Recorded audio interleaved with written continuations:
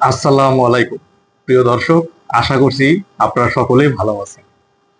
আজকে আলোচনা করব জাতীয় নিরাপত্তা উপদেষ্টা খলিলুর রহমান ওরফে রোজার রহমান।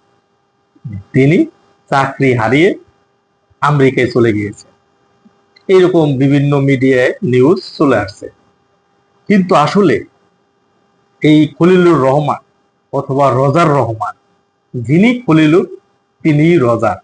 যেমন করিডোর আর মানবিক চ্যানেল একই জিনিস, ঠিক তেমনি রোজার রহমান এবং খলিলুর রহমান দুইটা একই জিনিস। তিনি চাকরি হারিয়ে বাংলাদেশ থেকে চলে যায় নাই, তিনি তার মিশন কমপ্লিট করে বাংলাদেশ থেকে চলে গেছে। কারণ সে তো বাংলাদেশের নাগরিক না, তাকে বাংলাদেশের নাগরিক সাজানো হয়েছে। এটাই চিরন্তন সত্য এবং বাস্তবতা। কারণ এই ইউনূস আন্তর্জাতিক স্বীকৃত ছেঁচড়া, সে সকালে বিকালে কখন কি বলে কোনো ঠিক নেই, সমানে মিথ্যা কথা বলে। এবং এই সরকারে প্রত্যেকটা উপদেষ্টা একদম সেম। সাবেক রাষ্ট্রপতি আব্দুল হামিদ ব্যাংকক গেল চিকিৎসা নিতে, সেইটা নিয়ে কিরকম নাটক সাজাইলো, তাকে ধরে আনতে হবে, ইন্টারপোলের মাধ্যমে আনতে হবে, কত নাটক, কত মিথ্যা কথা। এবং নিরীহ কয়েকজন বিমান বন্দরে যা চাকরি করে তাদের চাকরিও চলে গেল, অথচ আব্দুল হামিদ সাহেব বাংলাদেশে ফিরে এসেছে। এখন কিন্তু এই বিষয়ে কোনো কথা বলছে না। এভাবেই এরা সব সময় মিথ্যা কথা বলে।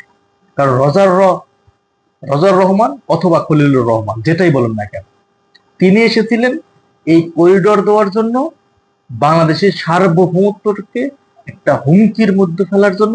তার মিশন তিনি কমপ্লিট করেছেন। এবং দ্বিতীয়ত, বন্দর ইস্যুটা সম্পূর্ণ করতে সেটাও তিনি করে ফেলেছেন। বাংলাদেশের সার্বভৌমত্ব, অর্থনীতি, সকল কিছু ধ্বংস করে দিচ্ছে এই ইউনূস গংরা। এখনই যদি আমরা সকলে যদি সচেতন না হই, তাহলে এই দেশটাই এরা বিক্রি করে দেবে। দিবে কি? দেশটা তো আসলে সত্যিকার অর্থে বলতে গেলে 60% বিক্রি করে দিছে।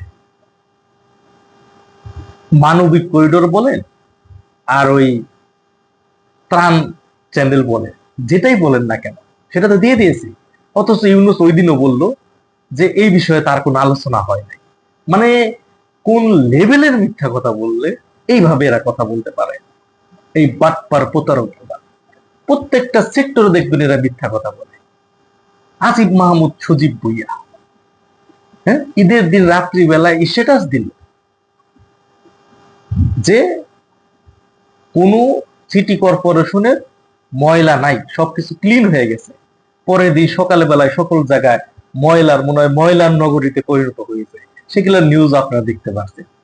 এভাবেই এরা মিথ্যা তথ্য দিয়ে, মিথ্যা কথা বলে বাংলাদেশের মানুষকে বিভ্রান্ত করে এরা তাদের আখের গুছিয়ে নিচ্ছে।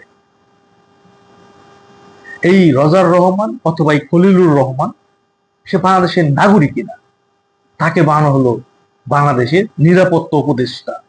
বানানোর পরে বাংলাদেশের নিরাপত্তা সেক্টরে উল্টা পাল্টা করে আপনারা দেখেছেন, এক এক সময় এক এক সাউন্ড এসেছে, অমুকে সেনাপ্রধান হয়ে যাচ্ছে, অমুকে বিমান বাহিনীর প্রধান হয়ে যাচ্ছে। এভাবে নানান ভাবে মিথ্যা তথ্য ছড়ানো হয়েছে, শুধুমাত্র জাতিকে বিভ্রান্ত করে যেন এই করিডোর ইস্যুটাকে বাস্তবায়ন করা যায়। সেটা কিন্তু বাস্তবায়িত হয়ে গেছে, আর খলিলুর রহমান উড়াল দিচ্ছে। এরকমই ভাবে প্রত্যেকে এরা চলে যাবে।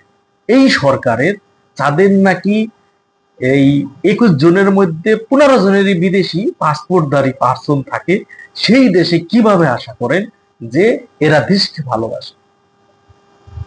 এরা দেশের 12টা বাজাতে এসেছে, সোনার বাংলাকে ধ্বংস করতে এসেছে। এরা বাংলাদেশটাকে একটা লুটতরাজে পরিণত করেছে। এরা 71-এর পরাজিত শক্তি, সেই পাকিস্তানের পেতাদের লেবাস ধরে বাংলাদেশের সার্বভৌমত্ব আজকে হুমকির মুখে ফেলেছে, বাংলাদেশের অর্থনীতি আজকে ধ্বংস করে দিয়েছে, বাংলাদেশের আইন শৃঙ্খলা ধ্বংস করে দিয়েছে, বাংলাদেশের প্রত্যেকটা সেক্টর এরা ধ্বংস করে দিয়েছে। এদের প্রত্যেকের বিচার এই বাংলার মাটিতেই হবে। আর এই কারণে এরা কিন্তু আস্তে আস্তে উড়াল দিতে শুরু করেছে। এই রজার রহমান অথবা খলিলুর রহমান যেটাই বলে, দুই জিনিস কিন্তু একই। এ কিন্তু উড়াল দিয়েছে। এভাবেই প্রত্যেকেই অতি শীঘ্রই উড়াল দিবে, এবং এই যতই উড়াল দিয়ে যেখানেই থাক না কেন, সুন্দর সাজানো গুছানো বাংলাদেশটাকে যারা ধ্বংস করেছে, এদের প্রত্যেককে বাংলাদেশে এনে বাংলার মাটিতে বিচার করা হবে ইনশাআল্লাহ। আজ এ পর্যন্তই। সকলেই ভালো থাকবেন, সুস্থ থাকবেন। আসসালামু আলাইকুম।